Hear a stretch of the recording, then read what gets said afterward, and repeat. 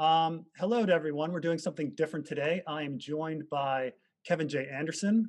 Kevin J. Anderson is an American science fiction author of more than 50 bestsellers.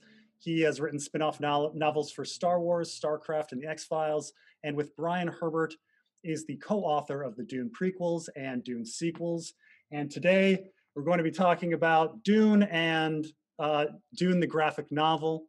But Kevin and I are both discovering that both of us can talk, so we'll see where this conversation goes. Hey, if we're going to be holding up books, I can do that all hour long. So, Sounds good. Sounds good. Um, the so one of the first questions I just wanted to ask you, because when I think about Dune, um, Dune is a bit special in science fiction. The only thing comparable that I can really think of is Foundation, in that how long a story has existed in the zeitgeist. And I was really wondering, like, what is it about Dune that's given like has given it such a staying power in the culture? Why is it that every 20 years they try to do another movie adaptation? Why is it that so many decades after this novel was written, you know, teenagers still pick up it as a classic sci-fi novel that they have to read? What do you think is so special about Dune? well, in fact, one of the things that I would say is that Dune is really like the science fiction version or equivalent to the Lord of the Rings. I mean, they're just like the cornerstone. See, I didn't say the foundation of the genre. It's the cornerstone of the genre. No, see, I when I grew up, I read all the science fiction classics. I really loved Ray Bradbury, and I read stacks and stacks of the Isaac Asimov and stuff. Um, and since you brought up Foundation, although that's probably one of the more enduring of the Asimov ones, Asimov stuff was so dependent on technology that when he wrote things in 1950, it was about a computer so big it was the size of a planet. Well, and now we Yeah. like, well, that sounds silly. And I read a bunch of his iRobot stories not long ago, and technologically they're so dated that it's hard to read them. Whereas, Also, dirty secret to my opinion, Asimov is an idea man. He's not the best writer. right, His, well, yeah.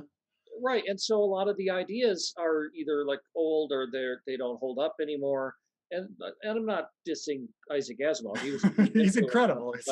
me. But here the thing though with Dune and Frank Herbert, the genius of what he set up was this gigantic world that doesn't depend on technology, and the story isn't about technology. In fact, it's like Lord of the Rings. It's a giant epic fantasy set in a science fiction universe, and nobody knows how the Holtzman fold space engines work in the novel Dune. If Right. Isaac Asimov was writing it, there would be 4 chapters describing how the Holtzman fold space engines work. But Frank's book doesn't depend on the technology. But I mean, I've read it probably 20, 25 times, and just each time, and there is just such a different relevance to it every at every age you read it and every year you read it, whatever the time is. I read it first time when I think I was like 11 years old.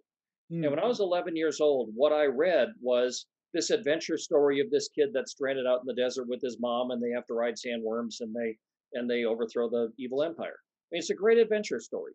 Yeah. And then when I read it again in college, all of a sudden all this political stuff was there that I didn't even know was there before. I didn't Right. You, notice any of it. you realize that Paul Atreides isn't really the hero. Like, I mean, it's funny, and I do wonder if Herbert realized it when he wrote Dune and then was reinterpreting it by the time he gets to say God Emperor of Dune, or if he had this plan all along, or he's writing this over a period of time and his sort of opinions might Well, yeah, and if yeah. if you look at Frank Herbert's the original publication dates, each one of these volumes was many years apart, like 4, 5, 6 years apart. Yeah. But when I what I know is that Frank Herbert, when he was originally like developing this, like to him, the planetologist was the hero. That was like the main character, was this guy that went around trying to plant grasses and recover a desert world. Yeah. And editors went, "Yeah, that's probably not what a lot of people want to read about." And so it kind of all developed into this. But I remember it was like this big light bulb going on over my head when I was in college, when I read, and this I was in college in like the 1980 and stuff. So this was kind of right before the fall of the Soviet Union and the Berlin Wall and all that stuff. And there's, I don't have to worry about spoilers. If you haven't read Dune by now, then it's go read Dune and put this one. So anyway, so the at the end of book one in the novel Dune, it's broken up into three books. So the Harkonnens have taken over the bat of Arakeen. They've overthrown House Atreides and Paul. They killed Duke Leto, and Paul and Jessica go running off into the sands. But as they're setting this up, Baron Harkonnen, he's setting up the Sardaukar, and he's bringing in all these warships, and the Guild Highliners are carrying them. And the Baron makes this offhand comment where he says, it's going to take us like 100 years of doubled spice production to pay for this military operation. Mm. I'm reading this as like a freshman or sophomore in college, and I just stopped and I went, "Really? You have to pay for a war?" I mean, reading fantasy, reading science fiction, everybody just goes on galactic wars, and I mean, Right. how did Death Stars Sauron come out of how, nowhere. Right. yeah, how did Sauron pay for all these orcs and everything? I mean, no, Yeah.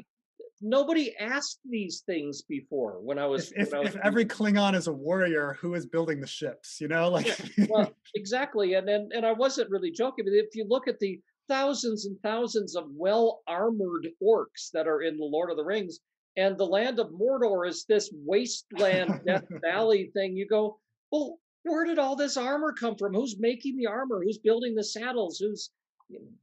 I don't care. I'm kind of getting off on a tangent here, but that was what Frank Herbert did. Is he just like, I never thought of that before. And then you read it again, and there's all the religion stuff in it. There's all the ecological stuff. Yeah. There's so many layers. And, and I just read it again, I guess when I read it about 5 years ago. This entirely different thing almost knocked me over when I was reading it, because the world situation has changed.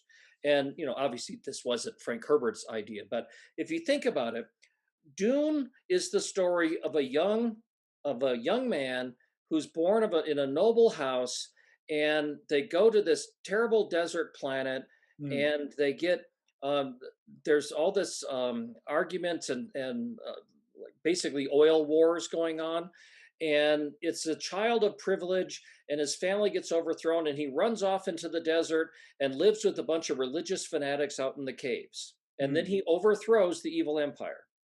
It's the Yeah. story of Osama bin Laden. Oh, absolutely. Or It is like, Lawrence of Arabia, whoa. however you want to put it. Yeah, whatever frame you want to look at it, it's um absolutely, absolutely. And he's that's why I sort of say like Paul isn't really the hero. Paul's the hero if you read it in a very simplistic way of thinking, and you have Kyle MacLachlan on the mind, and then it's Well, a basic story about a boy who takes on the evil empire. I mean, But but he is kind of the hero in the novel Dune, and he gets the yeah, princess at the end and all that. But then uh, in the writing of all this stuff, so then Frank Herbert wrote his sequel, Dune Messiah, and John W. Campbell at Astounding Magazine was the one that developed the original novel Dune, when the Paul was the big hero. And in Dune Messiah, Paul is a terrible person. He's a tyrant. He's got the blood of billions and billions of people on his hands, and he's unleashed this jihad across the whole Imperium. And John W. Campbell, the editor, read Dune Messiah, and he just went, I think he said the exact words, "These aren't the droids we're looking for." I mean, he just went, "Well, no, this isn't what our readers want. I mean, Paul Atreides is the hero. We want to read the hero." And Frank Herbert was not a big fan of charismatic leaders. He Yeah. really at the time he was writing political speeches and things, and he was very afraid of John F. Kennedy because he said people would just run off the cliff because of John F. Kennedy. He was so charismatic, and Yeah. so he wanted I to think he write. said that power doesn't corrupt, power attracts Well, sociopaths or something well, like that. power attracts the corruptible Yeah. is Power what he I attracts the think was corruptible. Yeah. not Emperor of Dune when that was. But so he wanted to write this story, and John W. Campbell rejected it. Can you imagine somebody rejecting Dune Messiah? And so it was published in, I think, Galaxy magazine instead. But Frank was kind of one of these to the beat of a different drummer. He just did whatever he wanted to do, and he didn't to our benefit. I mean, that's Yeah. when he Dune was an unpublishable book. I mean, he wrote this book that was 3 times as long as a normal science fiction book, and the first 100 pages, it's basically all exposition. And well, there's a bit where Paul sticks Mm. his hand in a box, but there's a lot of things where it's just setting things up and introducing characters and explaining the world. And in fact, that's our perfect little segue, because for the Dune Yeah. the graphic novel, um, when Brian and I wrote the script for the graphic novel, it is not our adaptation of it. This is a faithful scene by scene. This is the way Frank Herbert wrote it. Every movie maker decides they want to do their take on Dune. Well, Yeah. we were kind of happy with Frank's take on Dune. So we did the graphic novel the way Frank wrote it, but it was very challenging to do, I mean, visually interesting panels Yeah. of stuff that is really very dense expository information about the Bene Gesserit and about the planet Dune and about highliners and the Landsrod and all this stuff. And our artists, Raoul Allen and Patricia Martin, did a great job of trying to move the camera around and make it visually interesting so that it turned Yeah. out to be But what we I did want to talk a little bit about that because as and because we're talking about visuals, I feel like I'm going to bring up Lynch's movie and the mini series a little bit because those are other attempts to be visual with Dune. Surprisingly, with both Lynch and the Sci-Fi Channel miniseries, they also went scene by scene. Um, it's sometimes surprisingly faithful to go through the Lynch movie and the book and be like, oh, they're actually like doing this scene. It's just Eh, well, the but interpret. Lynch was pretty. I mean, he Lynch cuts took the a lot middle. of. Well, I mean, but here's one of the things with the Lynch movie. One of like the most impactful scenes is that opening scene in the Imperial throne, and the Guild Navigator comes in the big tank, Yeah, and the Emperor explains the plot. Well, that's not in the novel. no, That's that's all true. Lynch. That's true. That's all Lynch. And it was a great way for Lynch to explain all this stuff while we're all looking at the big bloated navigator floating in the tank and stuff. So, Yeah, yeah. I mean, that was kind of an interesting way of introducing it. But there is a lot of interpretation. There is a lot of interpretation with visuals, and one thing because I lived in the Middle East for many years that I was especially pleased to see in the graphic novel was the leaning into the Middle East imagery. I mean, it's no secret when you read when you read Dune that this is a story about oil and the desert and the Middle Sure. East and freedom fighters and terrorism and all sorts of things. I mean, Dune is about a lot of other things. It's about addiction. It's about free We will. don't It's have the whole hour to list everything yeah, that Dune is but about. but surprisingly, when you watch something like Lynch's movie, there's some Middle East elements to it, but it's almost erased. You wouldn't even think that it's about that. There's more of it in the sci-fi miniseries where they put for some reason Right. they're call to prayers at random times in the sci-fi one. But there's Petra and things like that in it. But um, so when you came up with these visual scenes, did you have to say to the graphic artist like, remember, this is a book about the Middle East. Make it feel Middle Eastern. Well, honestly, we relied on the artist to come up with kind of that look and feel, because obviously this isn't an original work. This is everybody can read Dune, and they read how Frank described things. And we worked with them for a long time, maybe 7, 8 months before they actually started the first pages, when they were doing character designs and clothing designs and building designs, and what does Castle Caladan look like, and what does the Arakeen residency look like, and we worked with them on that. And I guess Brian and I sort of had the Middle Eastern stuff in mind. I mean, he's traveled a lot. I've traveled a lot. We've been to um, Morocco and Qatar and the United Arab Mm. Emirates, and I've been around. And yes, I know there are call to prayers at very seemingly random times, right when I'm drifting off to sleep, usually. Um, but just the look and feel, and it is clear when you're reading the novel Dune. There's all kinds of little subtle hints, which is it's another thing to be complimentary to Frank about, because most people would say, and here's a paragraph where I'm going to explain what I'm trying to subtly imply. Mm. And Frank, if you read Dune carefully, it appears to be a far future where Islam has long been the religion of choice, and that's what affected the whole rest of the culture is. But they don't really go into it. It does. I mean, Duke Leto doesn't go to church. I mean, he doesn't do the call to prayer. He doesn't.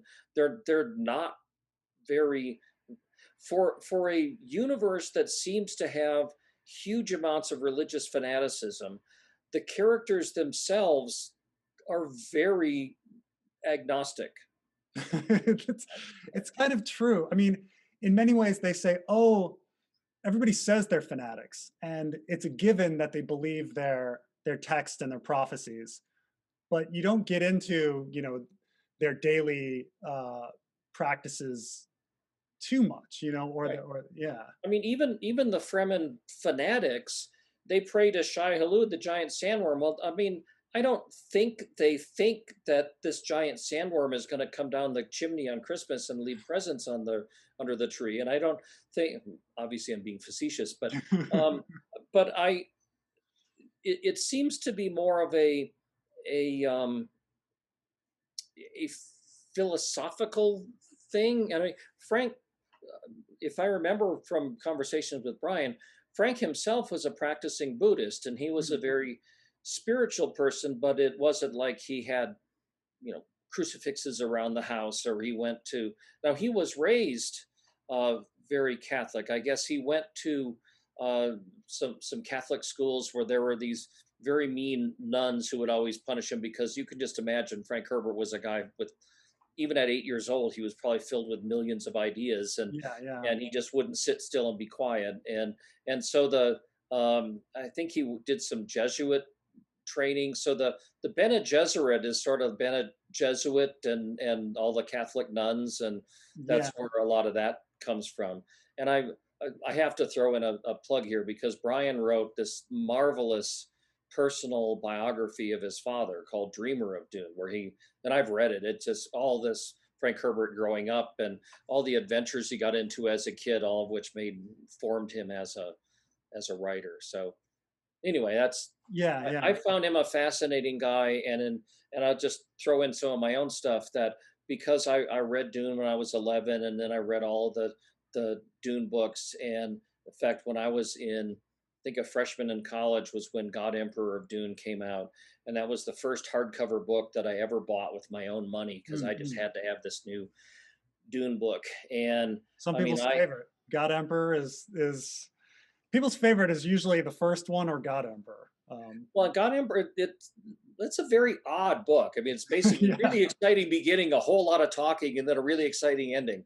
Um, but it's got some really cool concepts in it and some great things. But I I really, Frank Herbert was my invisible mentor as a writer. That I read all of his stuff. I loved Hellstrom's Hive. I loved The White Plague, Eyes of Heisenberg, and Destination Void, and the Jesus Incident with Bill Ransom. I mean, I read everything of his, and I wanted to be a writer, and I sold some short stories, and I was finally working on my first novel, and getting my first novel published, I was able, I could get Frank Herbert's home address, because I could join the Science Fiction Writers of America. And I was very excited. I was going to send him a copy of my first novel when it was published because he was such an influence on me, and he died before my book could be published. So Oh my. I never had any interaction with him directly, but there's so many years went by, and I had read Heretics of Dune and Chapter House Dune, and Chapter House just ends on a cliffhanger. I mean, Right. it's Luke, I am your father. It's this the big cliffhanger at the end of this book, and Who are Daniel and Marty? Yeah. well, what the honored matres are really nasty, but it turns out they're running from something even worse, and there's all kinds of stuff that needs to be answered, and I mean, 10 years passed or something like that. And by that time, I had published a dozen of my own books. I've been on the Nebula Awards ballot, and I was hired by Lucasfilm, and I wrote all these Star Wars books, Mm. and then the X Files asked me to write X Files books, and I finally, as this Dune fan, I just really, really, really wanted to know what happened after Chapter House Dune, and I had never met Brian Herbert. I mean, I went to science fiction conventions all the time, but our paths just never crossed. But it's a small enough um, family of people that I knew somebody who knew Brian, and I wrote up this really impassioned letter, and the first sentence of my letter, this was 1995 or something like that, and the first sentence was, "What you just heard is a shot in the dark." And I went on about how much I loved the Dune books and how great of an influence that Frank was. And I just, because Brian was an accomplished science fiction writer on his own. In fact, the Mm. very last novel that Frank Herbert published was a collaboration with Brian called Man of Two Worlds. And I basically wrote Brian and saying, "Are you ever going to write the ending of this Dude story? And if you're not, could we talk about maybe working together on it?" And he sat on it. He says he sat on it for several months as he kind of ran a background check on me and asked asked a bunch of mutual friends, and then one day out of the blue, Brian called me up, and I mean, I answer the phone and I'm talking with him, and my wife is in the room and she says, "You guys, after like 30 seconds, you just started speaking a different language," because we were finishing each other's Mm. sentences, and we were riffing off of obscure references in um, the Santa Roga Barrier and the God Makers and all, because I had read everything Yeah. and Brian read everything. And we very quickly clicked, and we decided that we would love to pursue working together on things, and Do you that do you seems to think have the turned two of out you well. did the two of you also see Dune in a similar fashion? I mean, did you interpret it in a similar fashion? I mean, as you were saying, the million ways to interpret Dune.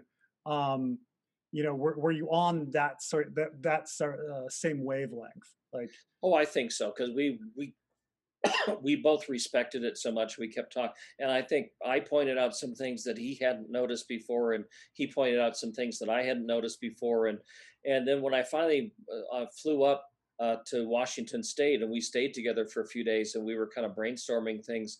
It reminded me of one of like those Bible study groups that used to meet in Starbucks, where they would all sit there yeah, and go in chapter and verse, and we'd quote lines from this and talk about this chapter and in the book of Messiah and yeah. things like that. So See, I um, think like for instance, I would be the wrong person because I would say like I would be really strong-headed and I'd be like, Dune is a story about society reaping what it sowed. I mean, the Bene Gesserit created the prophecy of Moab Deeb in the first place, and then they did this genetic breeding program to produce this and they crop, got what they and wanted.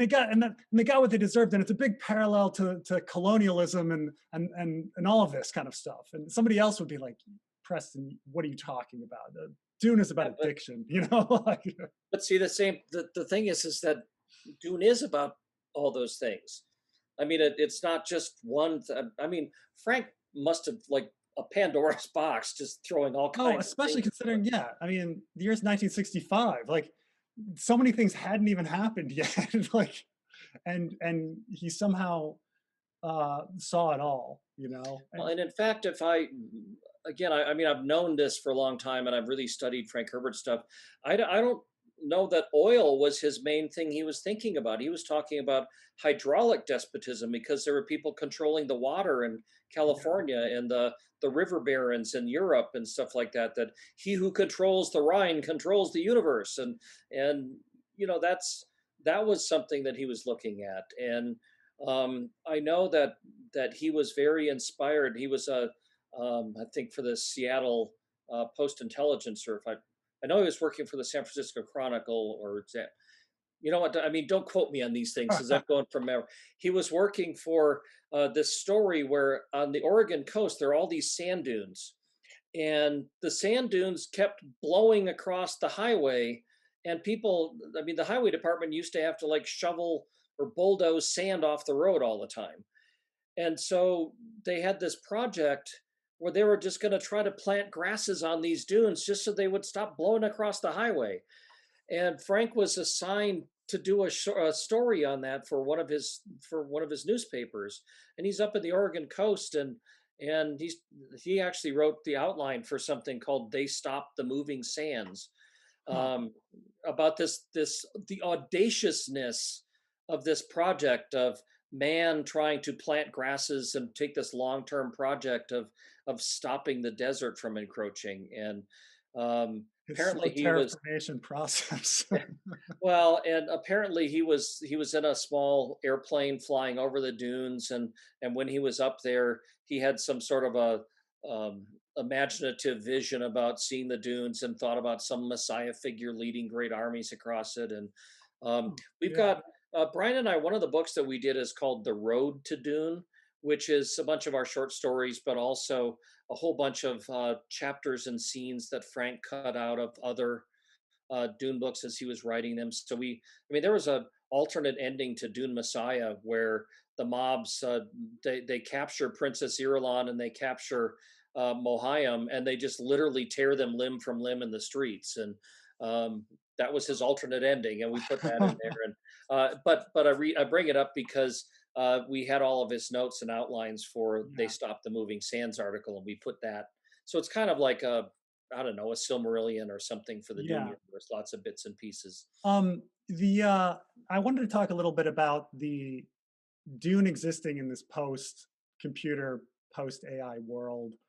Um, when you saw these outlines and everything, were you surprised about the return of technology? I mean, I suppose there are elements of the return of technology in Chapter House Dune and Heretics of Dune, but was that a surprise, like that things would be coming full circle, according to his notes? Well, I mean, I mean, it wasn't a gigantic chapter by chapter detailed outline. Mm, It was pretty sketchy, but what he did say was that the threat that was chasing after the honor matres was finally a full circle resurgent of what the big problem that had caused the Butlerian Jihad and the thinking machines I and see. all that. So I think he was trying to build on what he had established from 10,000 years ago, because if this was a threat that was big enough to basically reshape the human race. I mean, before the war with the thinking machines,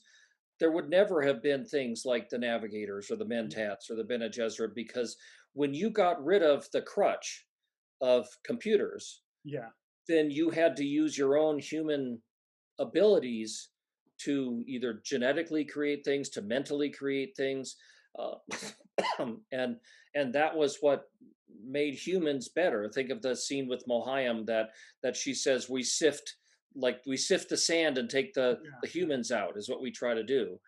And Yeah, I mean, I would say one of the most controversial things among in the Dune fandom, and is with hunters and sandworms of Dune, was the fact that the Butlerian Jihad ended up being an actual battle against AI versus people just choosing philosophically to get rid of technology. Um, and I was thinking about that. I was like, well, Frank Herbert himself, though, is eventually writing Heretics and Chapter House in the mid 80s. And it's a very different world now. And where now computers are coming into the world, and AI is coming into the world. And, I could see him, I could see that the people having arguments being both right, that Frank Herbert himself could have changed his ideas even about what the Butlerian Jihad was from day one to Right. when he wrote Chapter House. Well, and when you remember in 1964 or whatever, that do you remember things like Colossus, the Forbin project and stuff? That science fiction in the 60s was, we were terrified that computers were going to take over the world and they were going to take over our jobs, and computers were a bad thing, and computers were the size of planets and people had to run Yeah, in with sledgehammers and smash them.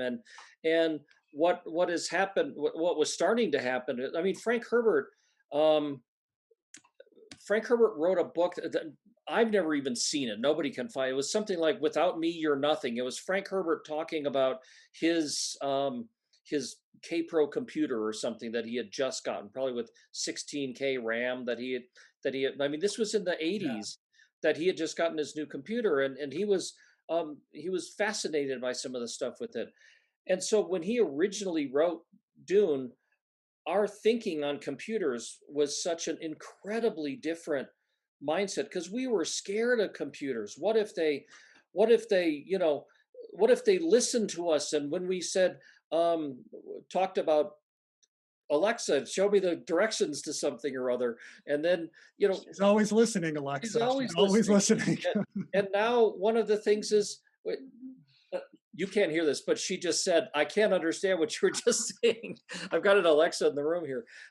Anyway, and think about Star Trek when they were all sitting around the conference table, and Captain Kirk would say, "Computer, what year was Napoleon born?" And the computer would go chug chug chug chug chug chug chug, working chug chug chug chug, and then it would spit out the. And it's like, we computers have infiltrated our society so that it's not like we're dependent on them. It's that we don't have to waste time doing the piddly crap anymore. Yeah. I used to have to go to the library, to the reference section, to look up something that now takes me all of 5 seconds to learn by doing a Google search. There's no more drunk bar debates over stuff, because you Yeah, can just it pull says out your whip out the phone. phone, and it goes. So, but the thing is that Frank Herbert was a very, I mean, he was a futurist. He was very forward thinking. He was very open. So his feelings in 1985 were not the same as his feelings in 1964. Yeah. Um, but it was pretty clear that, now remember, Frank was around and he did work on the David Lynch movie. Yes. And if you remember the opening of the expanded David Lynch Yes. movie, there's Absolutely. a full on about the Butlerian Jihad, about the thinking machines and the robots, and how the woman has her baby murdered, and that's what triggers the whole human revolt. Frank Herbert worked on that. He knew about that, and if that wasn't what he wanted, I'm sure he would have had input to it. Yeah. Yeah. Absolutely. So if Frank were still around today, because now you've been, as I say, you've been writing in the Dune universe, playing in the Oh, and we sandbox just for, passed Frank's 100th birthday. It was not too many months ago. oh So geez. The but you've been reading this story for your whole life. I'm sure writing these Dune books is a dream come true. Um, and you've been doing it now for a couple decades. Like if he were alive, what what little thing that has been bugging you that you'd just love to ask him? well, if he were alive, I would have said, you would have saved me a lot of work, because then you would have written all these books instead. Um, there, see, there are things that I've read the book so many times that there are probably, okay, let me step back. I've got Star Wars fans Yeah. that come to me about my books, that they have read them 1,000 times and they like know every single word, and they ask me these incredibly detailed, intricate questions about a book that I wrote 25 years ago, Yeah. and they're disappointed when I have to answer them, gosh, I don't know, I don't even remember that detail. Yeah. So I mean, there are things, like there's little inconsistencies in Frank's books, but because I'm a writer, it's like, well, I know that happens. And like for in in Dune, one of the big famous scenes is when Paul's in the bed and then the little fish slides open and the hunter seeker comes out. Yes, yes. Well, if you read the scene right before that, Dr. Yui gives Paul a sleeping pill. And Paul goes into the room and lies down on his cot to go to sleep. But he palms the sleeping pill so he doesn't go to sleep. Well, the next scene, he's not in the cot, he's in this giant bed. But he was in a cot just 2 pages ago. Yeah, yeah. So I mean that's but Frank didn't have a word processor then. He didn't have thing. We've seen some of his manuscripts.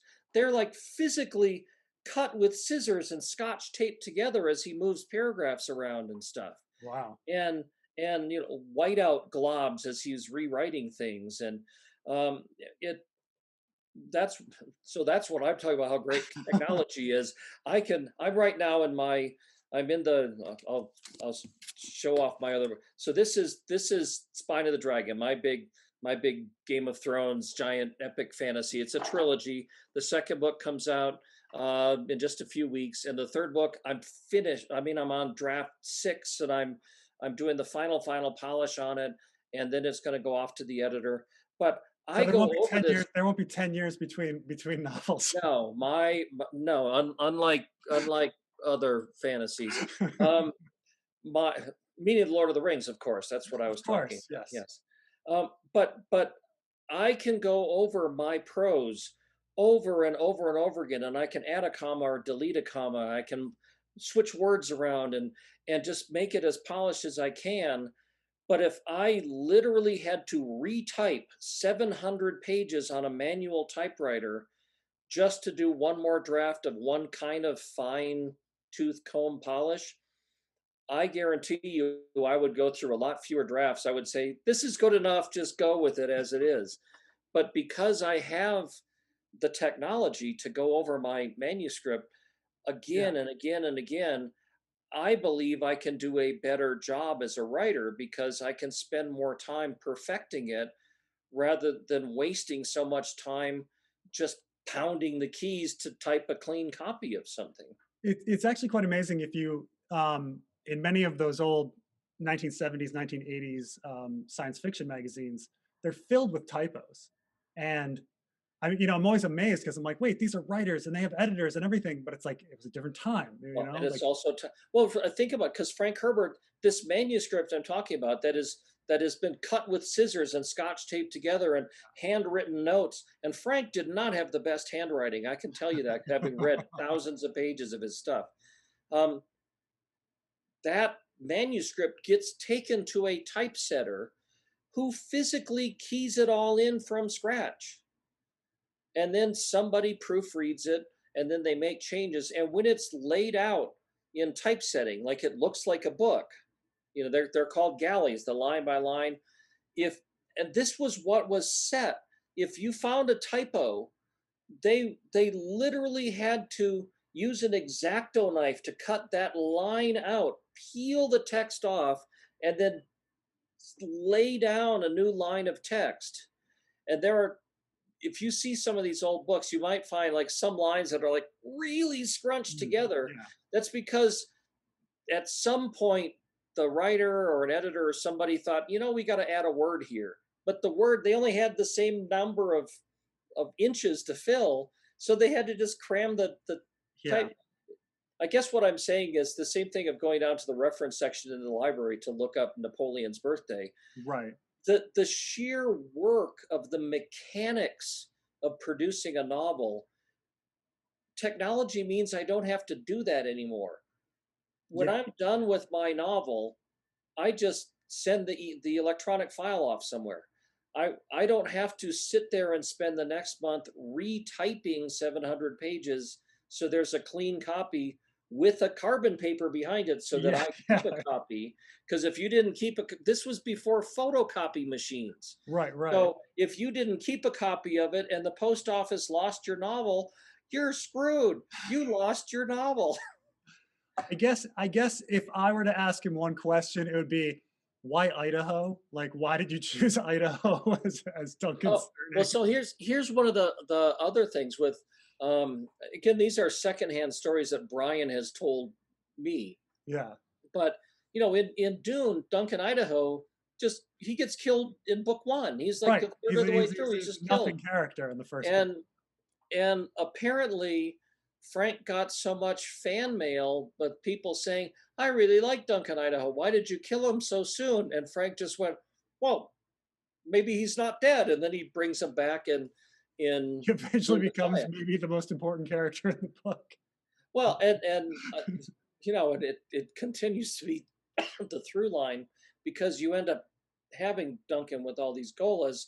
You can have the same character over and over, Yeah, sorry, yeah. over and over again, and that becomes like the unifying figure, really, because even like, see, when you get down to Chapter House, because the planet Arrakis is turned to a charred ball. There isn't even like Right. deserts and sandworms anymore.